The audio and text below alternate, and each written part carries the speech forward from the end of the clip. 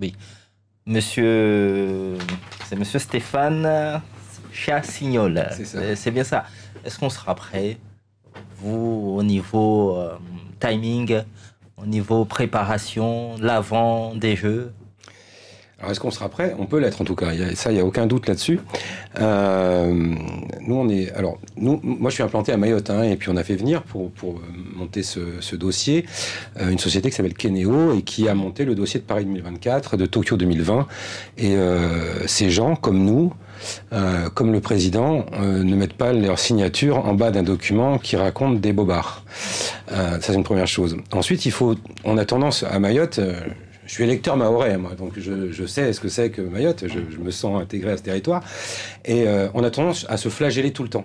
Vous dites, il n'y a pas d'équipement, mais faites attention, si vous circulez sur la route nord-ouest, entre Tsingoni et Akwa, en passant à Chambamyumba, il y a un magnifique équipement qui est en train de sortir de terre, la toiture est tout en bois en train de se faire. On est au standard européen. On est dans une région européenne. On est au standard européen. On peut se plaindre qu'il pleut dans un équipement. J'ai été chef de service des sports à Carpentras. Je peux vous dire que des seaux, j'en ai posé dans des gymnases, et les saisons des pluies sont beaucoup moins fortes au pied du Ventoux qu'au pied du Mont Chungi. Dans la loge VIP du stade de Gerland de l'Olympique Lyonnais, j'ai pris des seaux d'eau sur la figure quand il pleuvait à peu près comme il pleut ici. Donc, des équipements qui ont des déboires, il y en a dans toute la France. Donc, Mayotte n'y échappe pas. Et ensuite, en termes d'équipements, si on prend les équipements qui sont existants à rénover ou existants aux normes, je pense par exemple au complexe sportif Jean-François Aubry qui a été inauguré le 12 janvier. Quand je dis à rénover, c'est que par exemple, aujourd'hui, vous rentrez dans un gymnase, vous voyez un sol en plastique qui a 3 ans, vous dites bah, c'est tout neuf, c'est impeccable. En 2027, on devra le changer. Donc il ne faut pas s'inquiéter du fait qu'il faille faire des travaux, c'est normal, ça fait partie de la vie normale d'un équipement. Entre ceux qui sont programmés, qui vont sortir de terre, ceux qui sont en construction, comme le stade de Tsunzu, on a suffisamment pour construire. Maintenant, il faut qu'on réalise ceux qui sont programmés. Les dossiers sont en étude, ils sont prêts, certains sont déjà en termes de travaux, il faut la volonté politique de le faire. Mais en tout cas, techniquement, tout est prêt. En termes de logement, on a fait toutes les études, on a regardé, la CIM est prête à sortir des logements suffisamment en nombre. Le Crous porte un projet, tout ça c'est dans la même zone, hein, on est vers Dembéni et Loni. Le Crous porte un projet, l'un ou l'autre peut recevoir. C'est-à-dire que s'il y en a un des deux qui sort, oui. Vous n'êtes pas dans un projet village olympique comme on l'a vu ailleurs? Mais c'est un village olympique. Tous les villages olympiques ont une deuxième vie. Donc la deuxième vie des équipements de la CIM, bah, ce sera les Mahorais et Mahoraises qui profiteront de ces logements. Mais ça c'est pour tous les JO, pour toutes les grandes compétitions internationales qui ont besoin de produire du logement. Et à 4 ans, vous y croyez, là?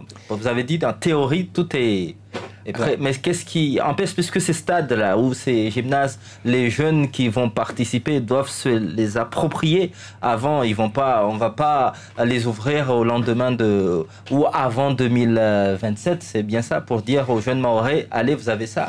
C'est avant qu'ils doivent se préparer, s'approprier ces gymnases. Alors, il y a parfois dans certaines compétitions des règles qui obligent à ce qu'un équipement ait tourné un certain temps avant qu'il soit utilisable pour une compétition. Alors déjà, je vous informe que le Groupama Stadium à Lyon, qui a reçu une demi-finale de l'Euro 2016, n'a pas du tout ouvert à temps. Vous voyez, il était bien en retard de 6 mois, je crois. Ça n'a posé aucun problème. Quand un joueur de foot rentre sur un terrain de foot, il a une pelouse qui fait 100 et quelques mètres par 50 et quelques mètres, avec des lignes, des buts qui sont toutes à la même distance. Alors, je veux bien que l'ambiance, les gradins puissent influencer, mais globalement, on est sur des terrains qui sont ultra normés. Donc, si je découvre un équipement la veille et que je suis volleyeur, je suis censé faire la même prestation sportive. Donc ça, c'est vraiment pas un sujet. Et puis ensuite, je rappelle aussi qu'on a 4 disciplines de démonstration optionnelles qui sont des disciplines de sport de nature. C'est-à-dire qu'on va les découvrir, on va les faire découvrir la beauté de Mayotte quand on l'exploite en dehors d'un gymnase ou d'un stade. Justement, quels sont les critères pour mettre toutes les chances du côté de Mayotte? Le premier, et je crois qu'il existe déjà, c'est le soutien des élus mahorais, et ça, il a déjà été exprimé par à peu près tous les élus mahorais, et le soutien du gouvernement, et il a déjà été exprimé, je vous renvoie à la réponse de Mme Colonna, ministre des Affaires étrangères, à la question de Mme Youssoufa, où elle explique que si Mayotte dépose sa candidature, elle sera soutenue. Elle le dit à l'Assemblée nationale. Alors les élus mahorais, à ce moment-là, ont dit on va le faire. Donc c'est bien si on dépose le dossier. Donc le soutien du gouvernement, il a déjà été annoncé. Donc le soutien politique, il existe. Les infrastructures, elles sont soit en train d'être rénovées, enfin soit elles sont à rénover, soit elles sont existantes, soit elles sont en train d'être construites, soit elles sont programmées. Donc techniquement, tout est là. Et on a même de la marge. C'est-à-dire qu'on a calculé ensemble avec le CROSS, avec les communes, une marge suffisante. C'est-à-dire que même si tout n'arrive pas à terme, on a de la marge pour accueillir encore. On ne s'en rend pas compte, mais on est toujours en train de se plaindre à Mayotte. Mais en réalité, quand les projets sont bien menés, ça marche. Et aujourd'hui, le soutien du gouvernement, il est là. Donc on sait que ça peut marcher. Le logement, on sait qu'il va arriver. Il est programmé, il va sortir de terre. Voilà. Il y a un message d'un auditeur. Pourquoi les handicapés sont exclus? On l'a dit au début. Non, ils ne sont pas exclus. Qu'il y a des compétitions. Le président peut s'exprimer là-dessus. Il connaît bien, ils ne sont pas exclus. Non, pas du tout.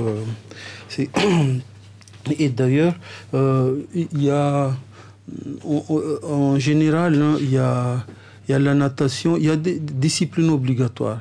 Donc en natation, il y a une partie aussi pour les handicapés. Donc on se conformera aux autres éditions passées qui prennent en compte cet aspect-là. Est-ce que vous avez des nouvelles de la piscine? Alors, dernière nouvelle, tout était lancé. Il faut combien d'années pour former un bon nageur? Est-ce que... Oui. Ça rejoint tout à l'heure la question, il faut qu'il s'approprie, etc. Mais là aussi, si on mettait en avant à chaque fois les aspects bloquants pour ne pas faire, on ne fera rien à Mayotte. Donc, non, mais il y a une logique. Quand on construit une piscine pour des jeux de